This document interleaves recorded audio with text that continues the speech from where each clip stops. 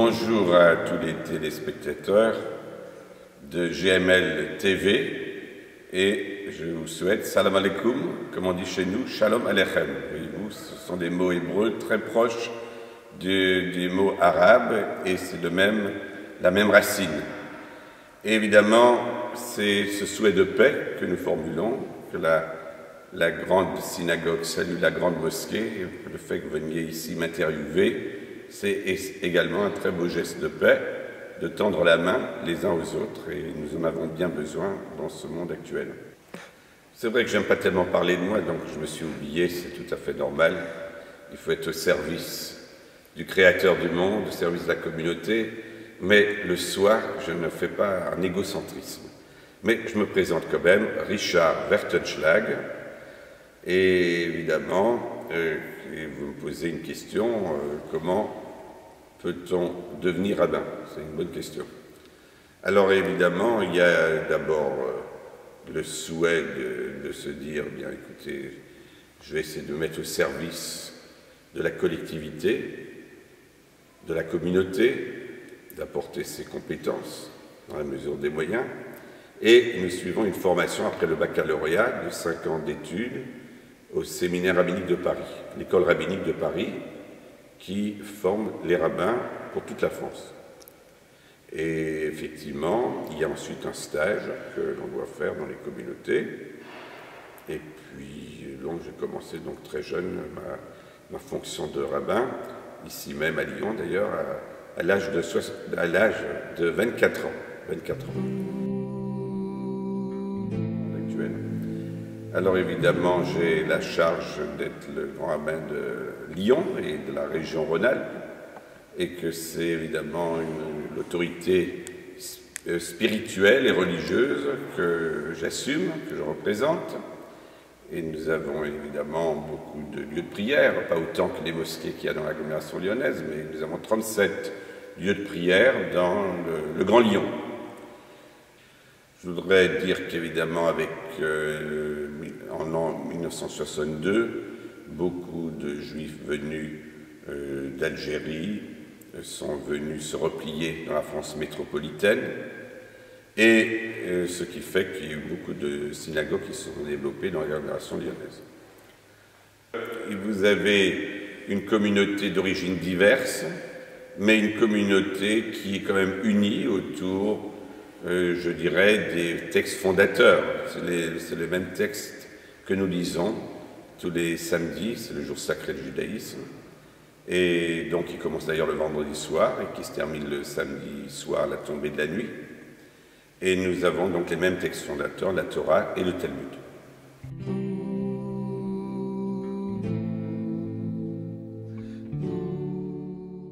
Alors effectivement, dans le judaïsme, il y a un jeûne qui est très connu au-delà de la communauté, c'est le jour de Kippour, le jour du grand pardon, comme on traduit en français.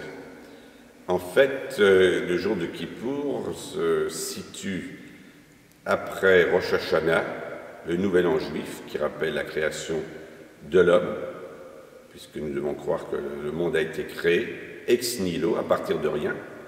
C'est le Big Bang que Dieu a créé le monde, et évidemment, après cette reconnaissance de la souveraineté de Dieu sur l'humanité tout entière et sur le cosmos que nous faisons le jour du Nouvel An, ce jour du Nouvel An qui est devenu pour nous aussi le jour du Yom Hadin, le jour du jugement, c'est-à-dire que Dieu, qui est aussi Av Rahman, vous avez pratiquement le même mot en arabe, c'est le Père de la miséricorde. Eh bien, Dieu qui est le Dieu de justice s'installe sur le trône de miséricorde, parce que si le monde vivait uniquement en fonction des critères de justice, Dieu aurait dû détruire le monde presque immédiatement. Donc, il s'est assis sur le trône de miséricorde pour avoir pitié des créatures et prendre en compte.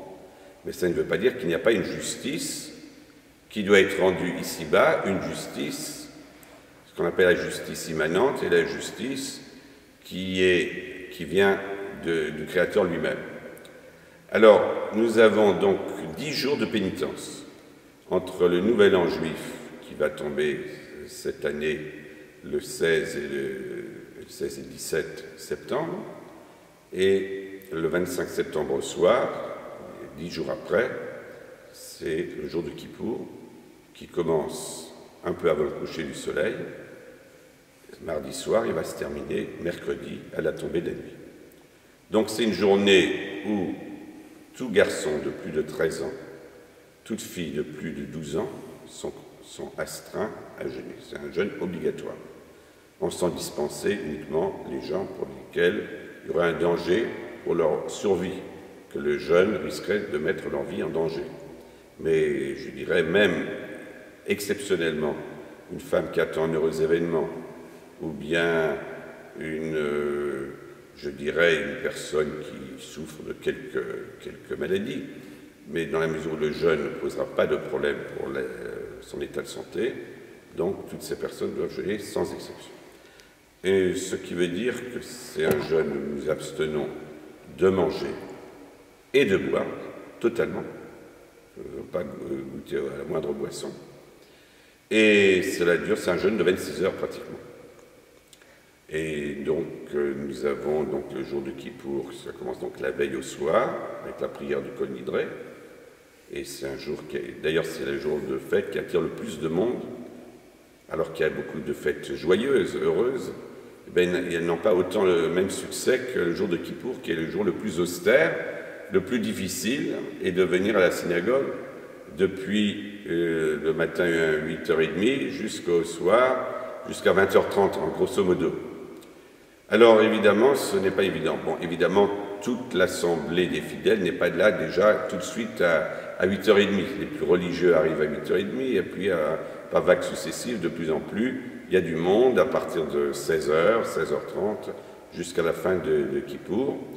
Et c'est effectivement sous le signe du blanc que nous nous trouvons, parce que le blanc, c'est les hommes, les plus religieux mettent une sorte de linceul sur eux, qui sont un peu comme les anges de notre imagerie.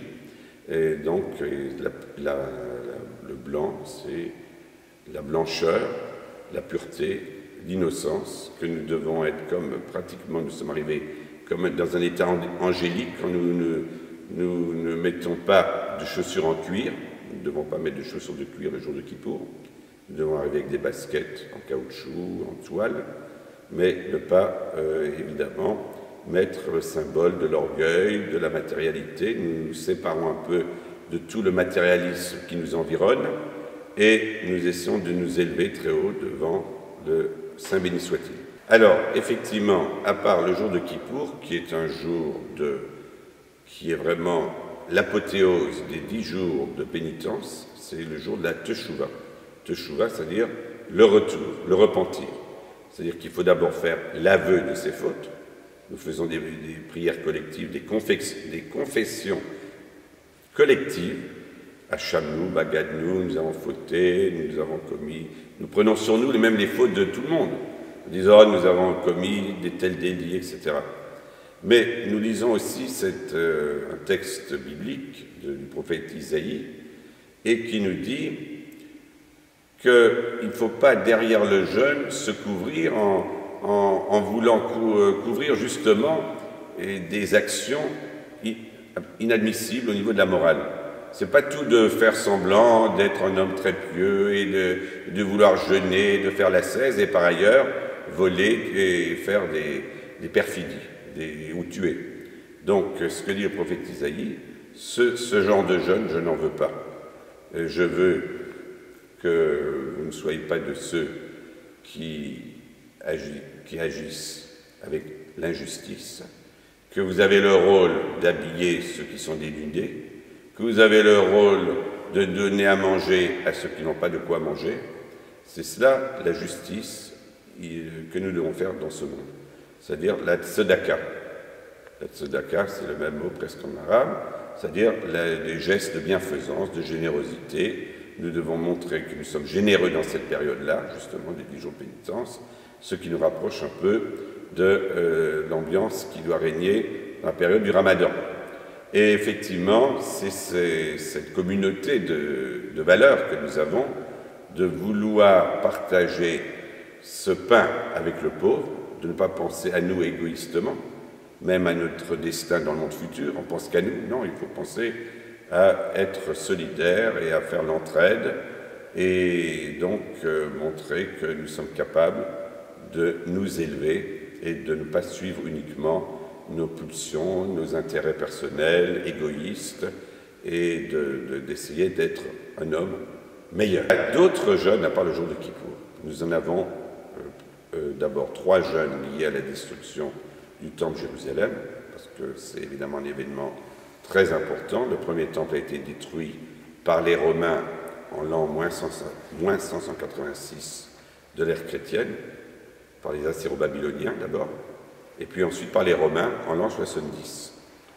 C'est Nabuchodonosor, qui était l'empereur d'Assyro-Babylonie, qui a incendié le temple de Jérusalem. C'était le lieu le plus sacré du judaïsme. On offrait des sacrifices, on venait demander pardon à Dieu pour les fautes commises, même involontairement, pas seulement volontairement. Et c'était, dit le Talmud, une source de bénédiction pour le monde entier, parce qu'il n'y avait pas seulement les Juifs qui venaient prier au temple de Jérusalem, mais même beaucoup de non-Juifs venaient aussi à offrir des sacrifices et demander au Dieu créateur unique de l'humanité le pardon.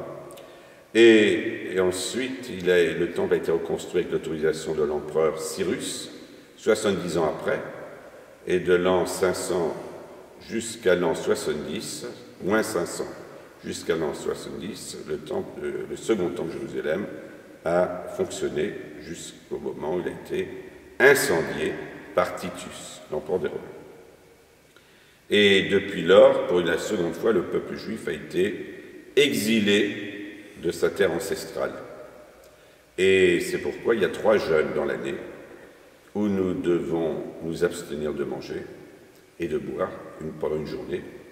C'est le jour commémoratif du début du siège de Jérusalem. Ensuite, la première brèche dans les murailles de la ville de Jérusalem et du temple. Et puis le temple de Jérusalem incendié, et c'est pourquoi d'année en année, le jour du 9 Av, Tisha B'Av, c'est le jeûne que nous allons d'ailleurs avoir ce dimanche, il commence samedi soir jusqu'à dimanche soir, c'est un jeûne très suivi dans tout le peuple juif. Et en Israël, c'est même une journée où tous les restaurants sont fermés, où tous les lieux d'amusement sont fermés. C'est un jour de deuil national et qui fait que, effectivement, donc nous devons même pas nous asseoir sur des fauteuils ou des chaises ce jour-là, on s'assoit sur des petits tabourets, on ne met pas non plus de chaussures en cuir, uniquement des baskets, des chaussures en toile, et on se laisse pousser la barbe, c'est aussi pendant 9 jours, on se laisse pousser la barbe avant ce jeûne, en signe d'affliction, que nous sommes comme des personnes endeuillées. On dit celui qui ne veut pas vivre dans ces moments-là, dans le deuil de Jérusalem, ne verra pas la joie de la reconstruction de Jérusalem. Alors donc, ça a 3 jours de jeûne. Il y en a d'autres jeûnes également qui existent, notamment le jeûne des premiers-nés. Lors de la sortie d'Égypte, les Hébreux ont échappé à l'épidémie de la plaie, la mort des premiers-nés, donc on rend hommage à Dieu. Aussi, les aînés doivent jeûner ce jour-là, à moins qu'ils assistent à la fin d'une étude d'un traité talmudique qui sont dispensés du jeûne. C'est le seul jeûne de l'année où on est dispensé dans ce cas-là. Et puis, vous avez un autre jeûne, c'est le jeûne d'Esther, qui nous rappelle la reine Esther, qui était elle-même juive et qui était l'épouse de l'empereur de Perse, qui a révélé son origine au moment où l'empereur de Perse, qui était le roi Assuérus, sous l'influence de Haman, a déclaré qu'il fallait exterminer tout le peuple juif de l'Inde jusqu'à l'Éthiopie. Et à ce moment-là, la reine Esther a dit si tu veux détruire tout le peuple juif, tu vas tuer ta propre femme. Et à ce moment-là, le roi a pris conscience de la gravité de la chose et finalement, il a condamné le premier ministre de Perse à la peine capitale pour avoir publié ce décret. Alors tout cela, voyez-vous, c'est à la fois des jeûnes à caractère historique qui nous rappellent des événements tragiques ou qui ont failli être tragiques, mais que par la prière, par le jeûne, par la générosité nous avons la possibilité de changer notre destin. Donc c'est très important de jeûner, même pour des jeunes qui n'ont plus, je dirais, une valeur historique aujourd'hui, dans la mesure où la ville de Jérusalem est reconstruite, mais le temple n'est toujours pas reconstruit. Nous sommes toujours dans le deuil de Jérusalem. Et c'est donc chaque jeune doit nous aider à nous améliorer dans nos actions.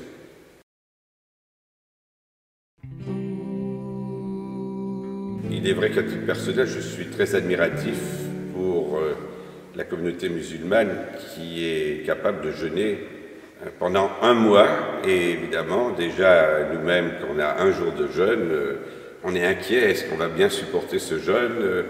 Déjà la veille, on a toujours cette inquiétude de ne pas pouvoir le terminer en bon état, c'est-à-dire de devoir l'interrompre parce qu'on est affaibli. Et donc c'est évidemment une performance qui est remarquable et qui montre la foi profonde du monde musulman, et c'est tout à fait remarquable dans un monde qui se veut complètement agnostique souvent ou coupé de références religieuses. C'est un exemple de foi et d'investissement au service de la spiritualité qui mérite d'être noté. J'ai été aussi interpellé par le problème des Jeux olympiques qui tombent juste en plein Ramadan, et j'imagine pour les sportifs que ce n'est pas évident, quand on n'a pas pris un peu de carburant, de pouvoir être aussi performant. Alors quand bien même il y aurait des fatwas qui auraient été donnés en Arabie Saoudite, mais je dirais qu'il y en a qui vont certainement jeûner, malgré les difficultés que ça représente. C'est aussi un très bel acte de foi. C'est aussi, ça nous rassure nous-mêmes quand nous allons jeûner, en disant, ben, si déjà les musulmans sont capables de jeûner pendant 30 jours, eh ben, alors ça nous donne un peu plus de foi en nous-mêmes, en disant, ben, c'est quand même pas dramatique pour jeûner le jour de Kippour pour ceux qui sont les moins pratiquants, qui souvent s'affolent à l'idée de devoir jeûner ce jour-là. Je voudrais dire combien nous souhaitons que ces mêmes mots que nous avons en commun, de salam et de shalom, ce sont les mêmes racines, c'est la plénitude, que si on a la paix, c'est la plénitude. La plénitude, c'est-à-dire qu'on peut être très riche, mais si on n'a pas la paix, eh bien c'est un malheur. C'est la même chose dans un foyer. Vous pouvez avoir toutes les jouissances du monde, vous pouvez vivre dans l'aisance, mais s'il n'y a pas la paix dans le ménage, eh bien tout n'est plus qu'une malédiction. Eh bien le monde doit avoir cette aspiration à la paix. On doit faire une éducation aujourd'hui à la paix dans toute notre communauté, de pousser les uns et les autres vers cet idéal de rechercher la paix, à l'image de Aaron, le frère de Moussa, le frère de Moïse, qui était l'homme qui aimait la paix, qui la recherchait. Il a passé toute sa vie à essayer de réconcilier les couples, à essayer de réconcilier ceux qui se haïssaient. Je crois que c'est un gros travail que nous devons faire en tant que responsables des religions, ne pas inciter à la haine des autres, mais au contraire montrer que nous avons beaucoup de points qui nous sont communs et que nous devons nous accepter dans nos différences. C'est pas parce qu'on voit quelqu'un qui se promène avec un foulard ou un voile ou une kippa ou un chapeau qu'on doit se moquer de lui dans les rues et le tourner en dérision et puis ensuite l'agresser. Je crois qu'il y a un devoir d'éducation, d'accepter les gens comme ils souhaitent, et surtout quand c'est en fonction d'un idéal religieux. Je dois dire, nous-mêmes dans le judaïsme, quand nous mettons un chapeau ou une kippa, c'est-à-dire la calotte qu'on met sur la tête, qu'on voit d'ailleurs aussi dans le monde musulman, eh bien, c'est d'ailleurs les curés aussi mettent la kippa aussi, eh bien c'est un signe de modestie. C'est pour montrer qu'au-dessus de notre tête, on doit déjà mettre quelque chose sur la tête, eh bien qu'il y a le Créateur du monde, que nous devons rappeler en toutes circonstances qu'il y a Dieu au-dessus de nous. Et que c'est donc ces points qui nous rassemblent, que nous devons nous accepter aussi dans nos différences. Pas seulement de dire, bon, oui, dans la mesure où vous nous ressemblez, alors je veux bien vous aimer. Non, on doit s'aimer, même tu aimeras, même celui qui est loin de toi, comme toi-même. L'importance de l'amour du prochain, le respect, la tolérance. Et ce sont des valeurs que nous devons cultiver et transmettre également, même à ceux qui ne fréquentent pas forcément nos lieux de culte. Et il y a cette nécessité de leur faire comprendre qu'il en va de leur bien personnel, leur intérêt personnel, déjà qu'on soit dans une communauté unie pour essayer de vivre ensemble sans s'affronter, mais au contraire s'accepter.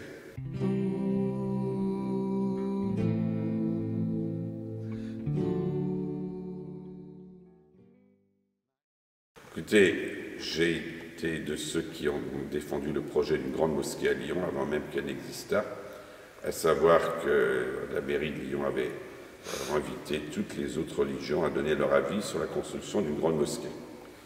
Et j'avais défendu, moi, la grande mosquée parce que j'avais dit que j'ai déjà été habitué à Paris, quand j'ai fait mes études à l'école rabbinique, que l'école rabbinique était à quelques mètres de la grande mosquée de Paris et que je trouvais que c'était au contraire un enrichissement pour la cité de voir également une grande et belle mosquée.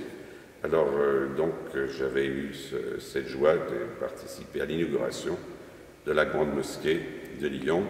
C'était aussi un grand événement dans notre ville et que je vois que, Dieu merci, elle est bien fréquentée, qu'il y a beaucoup de monde tous les vendredis, que c'est tout à fait magnifique et encore un exemple de la foi qui existe dans la communauté musulmane et qui est tout à fait exemplaire.